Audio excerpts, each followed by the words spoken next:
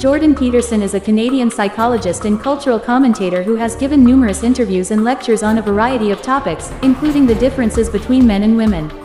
In these discussions, Peterson often emphasizes the importance of understanding biological and cultural differences between men and women, while also acknowledging that individual differences can exist within any gender. You see this with some of the things that I posted, that ONS data, 50.1% of women childless by 30, and both men and women are replying to that tweet saying, well, good, there's too many people on the planet in any case. I know. I'm thinking how this NPC midwittery is so dangerous, because it makes people believe that they actually have something grounded backing up their claims. Yeah.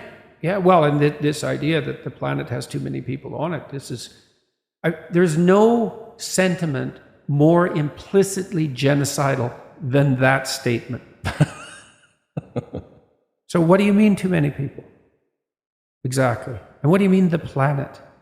And what do you propose to do about that exactly? Mass abortion, is that your answer? Or should we do something a little more dramatic? Maybe we'll just shame people out of having children. And I've seen people do that, literally. I saw a professor when I was at a TED, I think it was doesn't matter.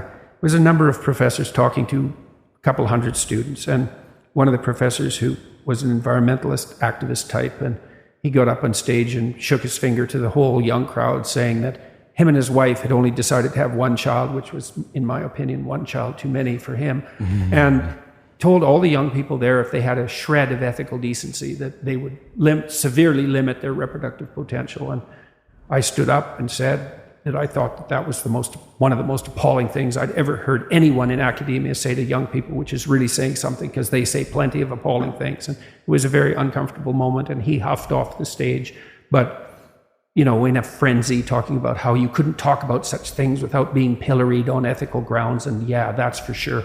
You come out as emissary of the academic establishment. You tell young people that humanity is so corrupt that they should seriously consider not propagating, because that violates the deepest of ethical norms, and you think that's a good thing and that's your right. And it was just beyond comprehension.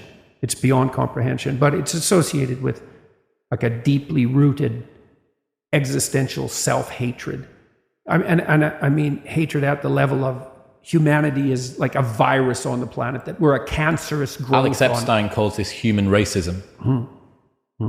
Right. And it's that. Yeah, well, we're a cancer on the planet, unchecked growth, just like a cancer. It's like, that's us, a cancer. It's okay. We know where your heart is located. Because what's the implications for a doctrine like that? What do you do with the cancer? Cut it out.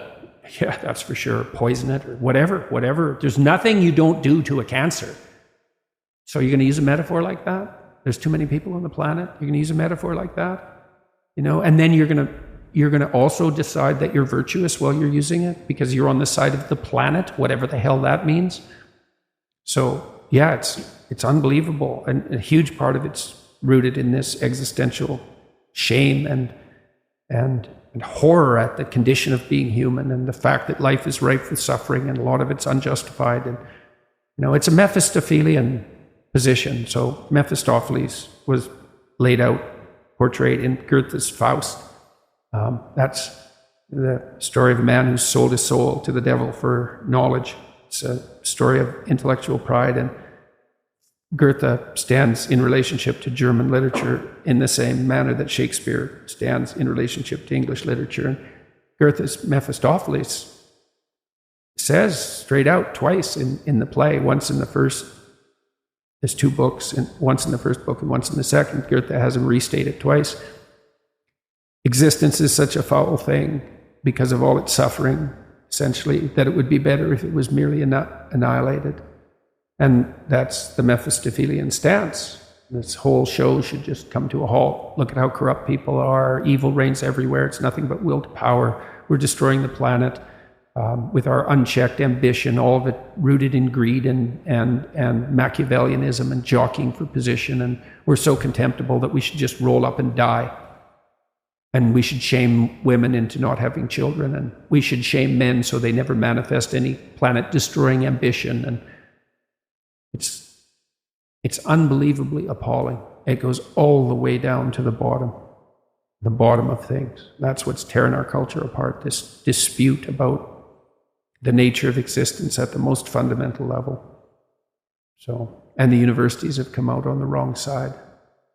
So, talking about the individual, one of the things that I see holding people back is comfort. So it's easy to get life to a stage where it's not that bad, but it's not that good either. At least when you have a full-on breakdown, there's only one way to go, right? You're only going to go up from there. But I think it's possible to wallow for years in a just about passable life, right? Sedated by comfort. And I see this temptation in myself as well, to give up the good for the great. What would you say to people who are trying to escape this curse of mediocrity? Well, if you're satisfied with it in some fundamental sense, I mean, there's something to be said, I suppose, for walling off with private space for yourself if you can maintain it, and detaching yourself to some degree from the troubles of the world and maintaining your own little private garden. The problem with that is the snakes tend to seep in from the outside, right? It's pretty difficult to wall yourself off in any real sense from the concerns of the world. So it isn't clear to me that that's a viable solution. It also means that you might justify to yourself lack of civic engagement. You know, I shouldn't go to church. I shouldn't take part in the political process because it's all so corrupt. I should hide myself from all the annoying noise that's generated constantly on the media front. And I have some sympathy for that viewpoint, but I don't believe it's really possible, because you can't have a walled garden independently of the health of the broader society. It's just not possible. Maybe you can have it for a very short period of time, but if you're comfortable with what you have and it's genuine comfort, then I think, okay, but generally it's not. I think for the most part, it's people that have become sedated. You know, they've forgotten their dreams, but they've forgotten that they've forgotten them. Pink Floyd's Comfortably Numb is about this, right? They've become comfortably numb. I think most people... So I have this friend, and this story really hit me. So during the pandemic, running a podcast, I was able to have the thing that I feel I'm good at, my artistic pursuit and outlet. That was available for me to continue. It was actually increased because I didn't have other stuff to do. And I have a friend that's a barber, and he got a job at a supermarket. Barbers shut down for a long period of time, and he got a job at a supermarket stacking shelves overnight. And I asked him, I was like, man, how are you finding the new job? It's a big change. He's like, well, do you know what it is? I actually don't mind the work. I don't mind the people that I work with. But man, I miss being good at something. Right. Well, dude, that hit me so hard. Right. I missed being good at something. Yeah. Well, people need the opportunity to be good at something. So then you might ask yourself, well, what's the best antidote to the discomfort of life? And you might say, well, it's comfort.